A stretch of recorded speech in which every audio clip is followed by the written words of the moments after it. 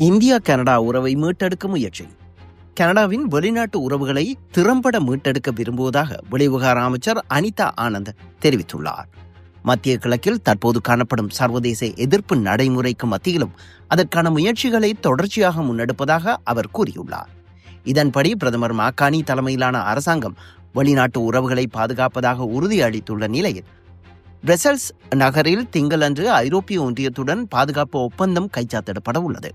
பின்னர் நெதர்லாந்தில் நடைபெறவுள்ள அரச தலைவர் மாநாட்டிலும் பிரதமர் மாகாணி கலந்து கொள்ள உள்ளார். இந்தியா மற்றும் கனடா இடையிலான உறவுகளை மீட்டெடுக்க முயற்சி நடைபெற்று வருகிறது. ஆனால் ஹர்தீப் சிங் நிஜார் கொலைக்கேடு தொடர்பான குற்றச்சாட்டுகள் இரு நாடுகளின் உறவை சிக்கலாக்கியுள்ளன.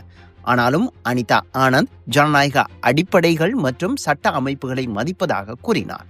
அதற்காக நாம் செய்ய வேண்டிய பணிகள் அதிகம் உள்ளன. நேரத்தை வீணடிக்க கூடாது எனவும் வெளிவிவகார அமைச்சர் அனிதா ஆனந்த் மேலும் வலியுறுத்தியுள்ளார்.